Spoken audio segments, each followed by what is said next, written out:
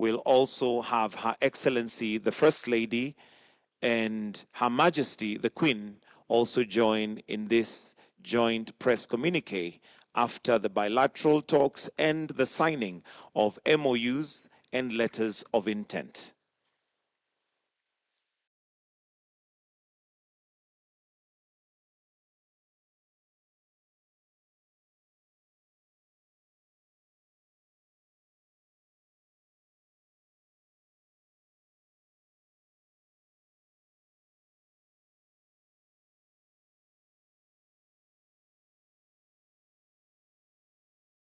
Your Majesties, distinguished members of the press, ladies and gentlemen.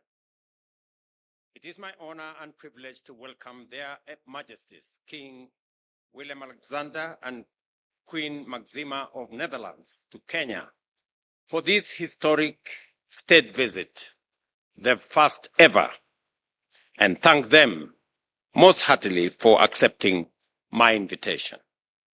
Kenya deeply values its strong and enduring partnership with the Netherlands, one of our most significant trading partners in Europe, a steadfast development ally, and a key collaborator in our economic transformation.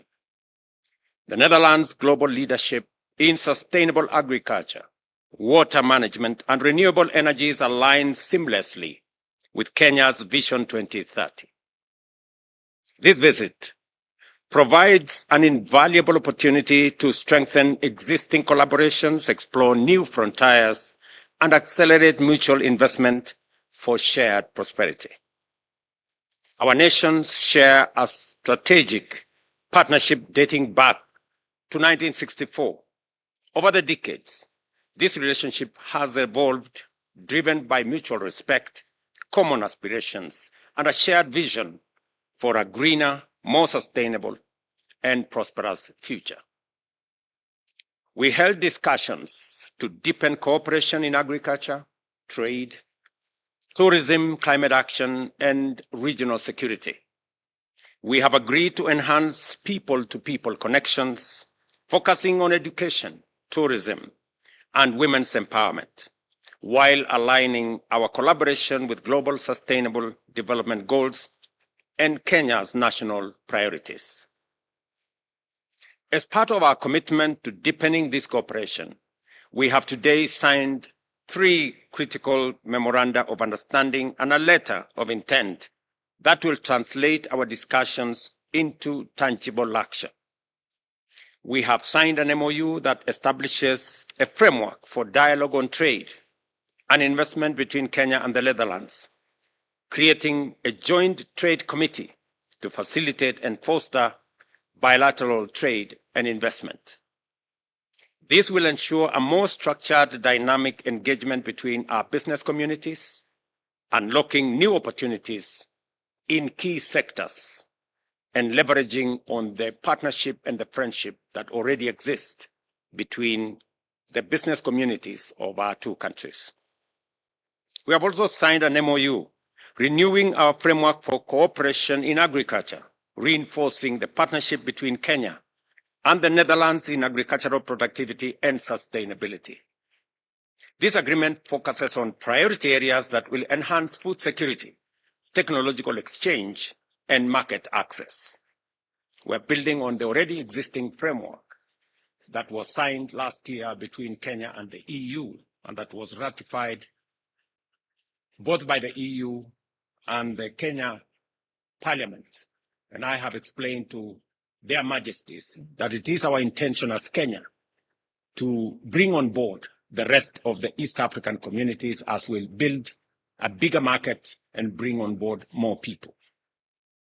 Additionally, we have signed an MOU to strengthen collaboration in tourism sector, aiming to increase the number of Dutch tourists visiting Kenya and enhance Dutch investments in our tourism industry, an area with immense potential for job creation and economic growth.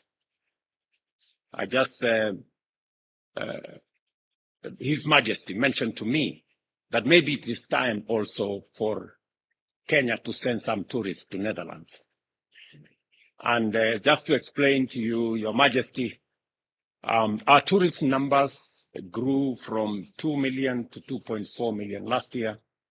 And as I have said in my statement, there is opportunity for investments in our tourism infrastructure. And therefore, I hope that there will be conversations between the tourism sector in Kenya and those who want to invest in our tourist facilities around our country. Additionally, we have signed an MOU to strengthen collaboration in other areas. And further to these agreements, we have signed a letter of intent that marks a significant step in addressing critical water infrastructure needs in Kenya. This includes an investment for the development phase of the Naivasha Special Economic Zone Water Supply and Sanitation Project.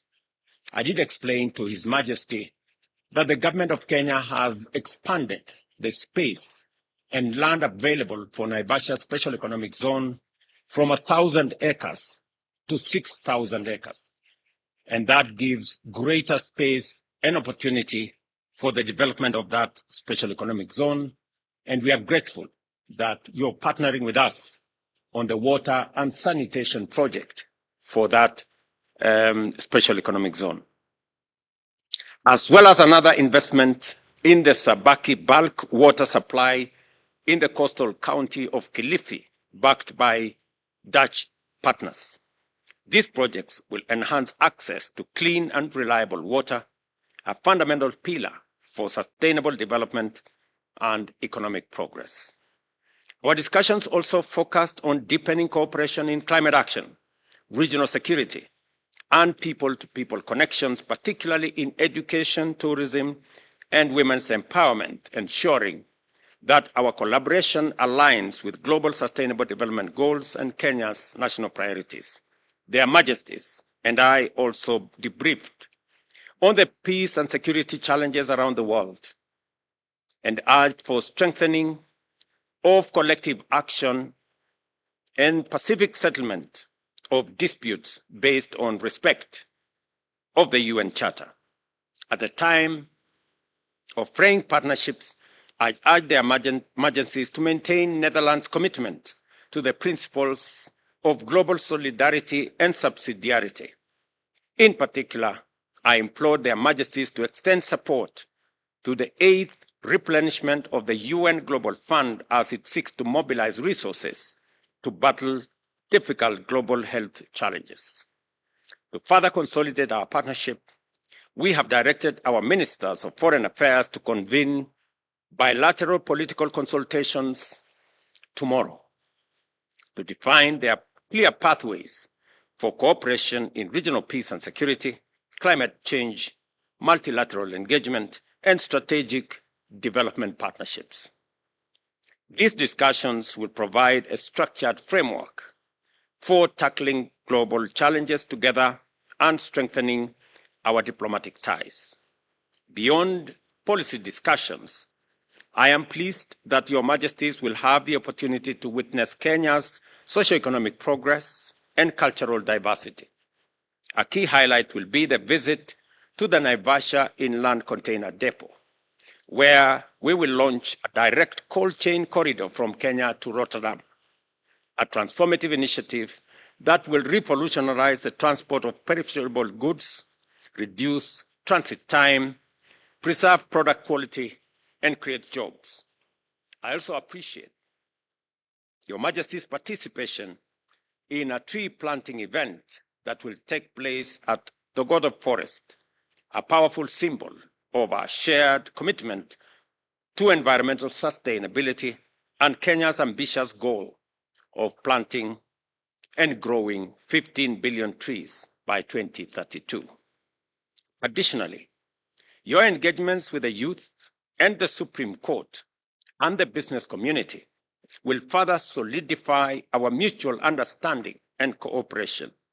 The Kenya-Dutch Business Forum will provide a platform for their Majesties to engage with young Kenyan entrepreneurs, innovators, and investors, fostering enterprise, creativity, and economic collaboration. A particularly significant development is the entry of Invest Africa a Dutch financial investment entity into the Kenyan market, which will provide much needed capital to Kenya's private sector and expand financial access for businesses looking to scale in the East African market. I am confident that these engagements will provide Your Majesties with valuable insights into Kenya's progress and opportunities for further collaboration. As we embark on the next phase of Kenya-Netherlands relations, we reaffirm our commitment to strengthening our bilateral ties. This engagement will deepen diplomatic relations, expand economic opportunities, and foster sustainable partnerships. Once again, I extend my very warm welcome to their Majesties and wish them a fruitful, insightful, and memorable stay in Kenya. Now it is my honor